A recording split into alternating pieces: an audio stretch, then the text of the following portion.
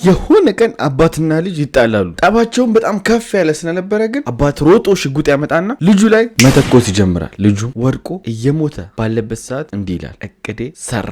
እየሞተ ማለት ነው። አስባችሁታል? አባቱ እየገደለው ተሳካልኝ እያለ ነበር። ይህን ታሪክ ከመጀመሪያ ልጀምርላችሁ። እዚህ ጋር የምታዩት ማርቪን ይባላል። 8 ዓመቱ ነው። በዚህ በኩል ደግሞ የማርቪን አባት አለ። የማርቪን አባት በጣም ጠጪ፣ በጣም ልቆጣጠር ባይ፣ በዱላ የሚያምን ሰው ነው። ትንሽ ኮሽ ሲል ትገረፋላችሁ። በቃ ሁሉ ነገር የሚቀናው ለሱ ዱላ ነው። ይሄ ነገር ደግሞ ልጆቹ ላይ ብቻ አይደለም፣ ሚስቱ ላይ ጭምር ነው። እየሰከረ ይመጣል፣ ሚስቱን ይቀጠቅጣታል። ባይሰከር እንኳን እንዲህ ሞቅ አርጋ ካየችው ይደበድባታል። አባትየው በጣም አቢዩዚቭ ነው። በቃ በነገራችን ላይ ሚስትየዋ ላይ ይሄን ብቻ አይደለም የሚፈጽምባት፣ እሷ ላይ ሁሉ ቺት ያደርጋል። ሌላ ሴት ጋር ይሄዳል፣ ይማግጥባታል። እሱን ሁሉ ታውቃለች። በእንደዚህ አይነት ህመም ውስጥ ሆና ነው ሚስት የምትኖረው ከአባትየው ጋር። እንዴ ናኒ ይሄ ሁሉ ነገር የተፈጠረባት ለምን ጥላ አትወጣ ካላችሁ፣ አንዳንድ ሴቶች አሉ እርምጃ ለመውሰድ የሚፈሩ፣ ቢፋቱ ህይወታቸው የሚቆም ይመስላቸው። እሱም ባጣ ምን በላለሁ፣ እሱም ባጣ ምን ጠጣለሁ ብለው ፈርተው የሚኖሩ አሉ።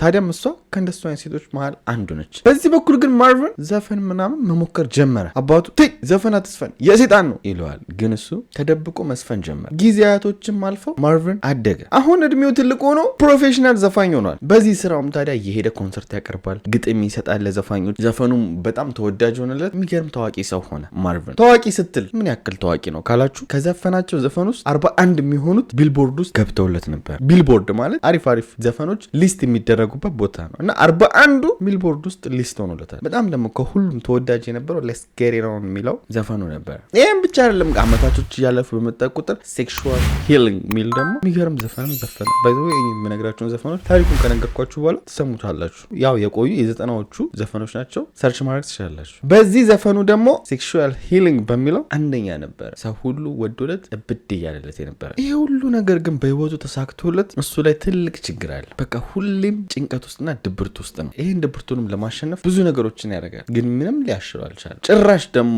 ድብርት ውስጥ ሰው ሲሆን ችን ነገር እንትን ብትላት እኮ ድብርት ይለቀሃል የሚባል ነገር አለ። ምንድነው? ሱስ። ወደ ሱስ ውስጥ ያስገቡታል። እዚህ ጋር ብዙ ሰዎች የሚሳሳቱት ነገር ምንድነው? ሱስ ስንጀምር ድብርታችን ይለቀናል የሚለው ነገር እንደውም እጥፍ ነው የሚሆንባችሁ። ምክንያቱም ሱስን የሚያመጣው ሴጣን ነው። ሴጣን ደግሞ በላያችሁ ላይ ደስተኛ እንዳትሆኑ፣ ደብሯችሁ፣ ሁሌም ባላችሁ ነገር እንዲከፋችሁ ስለሚፈልግ የበለጠ ሱስ ውስጥ ከቷችሁ የበለጠ እጥፍ ድብርት ውስጥ ትገባላችሁ ማለት ነው። እሱ ላይም የተፈጠረው ይሄ ነው። በፊት ከነበረበት እንደውም ባሰ ድብርቱ። ቀስ ያሉ ግን ነገሮች በዚህ አላቆሙም። ምክንያቱም እዚህ ጋር በጣም በተደበራችሁ ቁጥር በጣም ደግሞ ብዙ ሱስ መጠቀም አለባችሁ። ያው ያድነኛል ብላችሁ ካሰባችሁ ማለት ነው። በዚህ ሰዓት እሱ በጣም ብዙ ሱስ በሚጠቀምበት ሰዓት ጭንቅላቱ ውስጥ የማይሆን ነገር መፈጠር ጀመረ። በቃ የሆነ ሰው እንደሚያጠቃው ማሰብ ጀመረ። አንድ ማላቃቸው ሰዎች አሉ መጥተው ሊገሉኝ ይፈልጋሉ ይላል ከመሬት ተነስቶ። ይሄ ጭንቀቱ ደግሞ ብሶበት ኮንሰርት ላይ ያቀርብ ሲሄድ ራሱ ቡሌት ፕሩፍ ጃኬት ያደርጋል፣ ጥይት መከላከያ ጃኬት ምናምን። ልክ መድረክ ላይ ሲወጣ ነው የሚያወልቀው። በቃ ሲሄድ ምናምን ምንድነው ማን ነው ምንድነው በቃ ብርግግ እያለ ማንንም ሳያምር ጭንቀታም ሆነ። እኚህ ነገሮች እንዳለ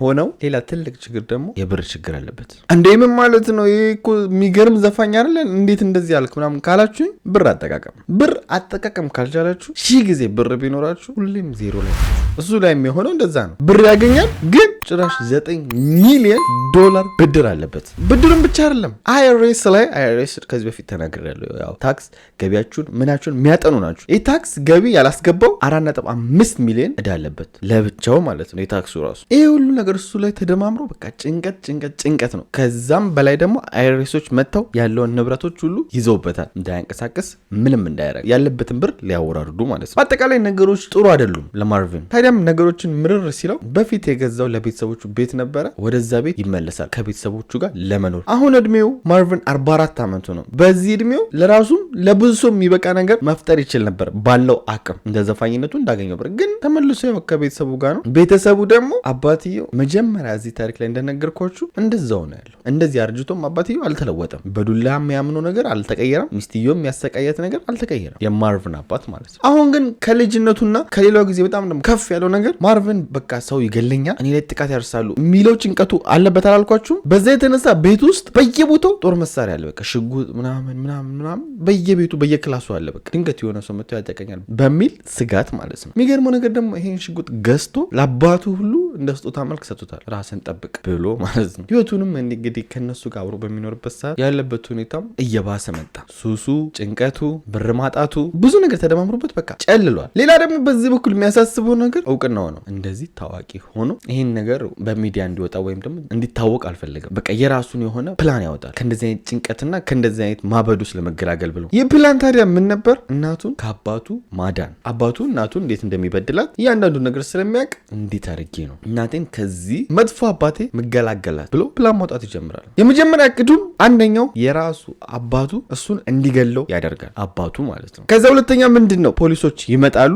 ልጅህን ገለሃል በሚል አባትየውን ያስሩታል። ሶስተኛ ታዲያ ምንድን ነው የሚፈጠረው? አባትየው በሚታሰርበት ሰዓት እናትየዋ ነጻ ትወጣለች፣ እናም በሰላም ትኖራለች። እኔም በቅቶኛል፣ አባቴም ይበቃዋል ብሎ አሰበ ማለት ነው። ታዲያም ይህንን ፕላኑን ለመተግበር ቀን ጠበቀ። የሆነ ቀንም መጣ። አባትየው የኢንሹራንስ ፋይሎችን እያገላበጠ ነው። አጣ ኢንሹራንስ ፋይሎቹን። እንደለመደው ሚስትየው ጋር አንቺ የት ነው ያረግሽው? ነክተሽው ነው? የት ጥለሽው ነው ማለት ጀመረ ሚስቱ ላይ። በዚህ ሰዓት ማርቪን እየሰማ ነበረ። እናም አትጩባት ይለዋል። አባትየው ምን እኔ ላይ ነው የምትጮህ ብሎ ማርቪንን መቆጣት ይጀምራል። አዎ አንተ ላይ ነው የምትጮህ፣ ምን ታመጣለህ ይለዋል ማርቪን። አባቱ በዚህ የበለጠ ያብዳል። ይህንን ነገርም ማርቪንም እየተናገረ ያለው ክላሱ ሆኖ ነበር። ሄዶም አባትየው ብርግድ አድርጎ ይገባል። ይተናነቃሉ። በዚህ ሰዓት ማርቪን አባቱን ይገፈትረዋል። አባትየው ይመጣና በቦክስ ድርግም ያደርገዋል። ማርቪን ይነሳና እጁን ይሰነዝራል። መደባደብ ጀመሩ። አባትየውም ግን እሱን በእጁ ማሸነፍ አልቻለም፣ ይወድቃል። ምክንያቱም እሱ በእድሜ ከፍ ያለ ነው። ግን በእጁ ቢያቅተውም እየሮጠ መኝታ ቤት ይገባል። ማርቪን ገዝቶ የሰጠውንም ሽጉጥ አስቡት፣ ራስን ጠብቅበት ብሎ የሰጠውን ሽጉጥ ራሱ ላይ ሊጠቀም ብድግ ያደርጋል። በዚህ በኩል ደግሞ እናትየዋ ይሄን አይታ እያለች ነው። በቃ ጠባቸው ምናቸው ቢሆንም ግን አባትየው ጮቱን ሳይሰማ መሳሪያውን ይደቅንና ማርቪን ላይ ማርቪን በዚህም ዝርር ብሎ ይወድቃል። በወደቅበት ሰዓት አባትየው ልጄ ወይኔ ገደልኩት አይደለም ያለው፣ ይጠጋና ድጋሚ ድርግም አድርጎ ይተኩሳል። በዚህ በኩል ደግሞ የማርቪን ወንድም የቤቱ እንግዳ ክፍል ውስጥ ነበር የሚኖረው። ከቤቱ ያው ትንሽ ወጣ ያለ ነው፣ ግን የእንግዳ ክፍል ውስጥ ነበር። መጫወቻቸውን በደንብ አልሰማም፣ ግን የጥይት ድምፁን ሲሰማ እየሮጠ ይሄዳል። ሲገባም ውስጥ ወንድሙ ለመሞት እየተጣጣረ ነው። ሄዶም ደገፍ ያደርገዋል ከታች። ማርቪንም እየተጣጣረ እንዲህ ይላል፣ ምፈልገውን አግኝቻለሁ፣ እቅዴ ተሳክቷል ይላል። ይሄም የሱ የመጨረሻ ቃል ነበር። የወንድሙም እጅ ላይ ሞተ። ስለዚህ አሁን በሱ እቅድ የመጀመሪያው እቅዱ ሰራለት ማለት አይደል? ያው አባቱ እሱን እንዲገለው ያደረገው ነገር ሰራለት። ሁለተኛው እቅዱ ነበር አባቱን ወደ እስር ቤት መወርወር አይደል? ወዲያውም ፖሊሶች ታዲያ ቤታቸው መጡ። አባትየውን ቀጨም አደረጉት። የአባትየውም ትክክለኛ ፎቶ ይህን ይመስላል። በማርቪንም የተሰራ በጊዜው ዜና ነበረ። ትክክለኛ ዜና አንዴ ስሙት።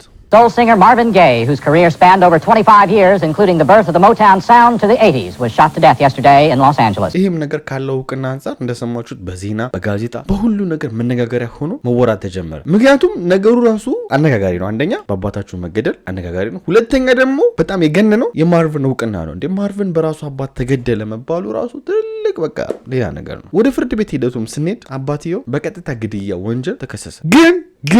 ግን ጠበቃዎቹ ነገሩን መቀየር ጀመሩ። አባትየው የወሰደው እርምጃ ራሱን መከላከል ነው፣ ሰልፍ ዲፌንስ ነው፣ የቀጥታ ግድያ ወንጀል ሊሆን አይችልም አሉ ማለት ነው። ፍርድ ቤቱም ነገሩን ካጣራና ከመረመረ በኋላ በማስጠንቀቂያ አባትየው ይለቀቃል። ምክንያቱም ራስን በመከላከል የተወሰደ እርምጃ ተብሎ ማለት ነው። ይህ ማለት ማርቪን ያቀደው ፕላን ከሸፈ ማለት ነው። አባቴን እስር ቤት አሳስራለሁ ያለው ነገር ግን ጥሩ ነገሩ ከዚህ ክስተት በኋላ እናትየዋ በመጨረሻ የፍቺ ወረቀት አስገባችና ከባሏ ጋር ተለያየች። የዛሬው እውነተኛ ታሪካችን ይሄን ይመስላል። እስካሁን ላይክ ካላረጋችሁ ቼክ አርጋችሁ ላይክ አርጋችሁ ይሄንን ቪዲዮ 11000 እንደምን ማስገቡት ዛሬ ሪከርድ ነው። ላይክ አርጉ። ሜምበር መሆን ከፈለጋችሁ ቻናል ውስጥ ገብታችሁ ሜምበር መሆን ትችላላችሁ። ወዳችኋለሁ። በቀጣይ ቪዲዮ እንገናኛለን። ቻው።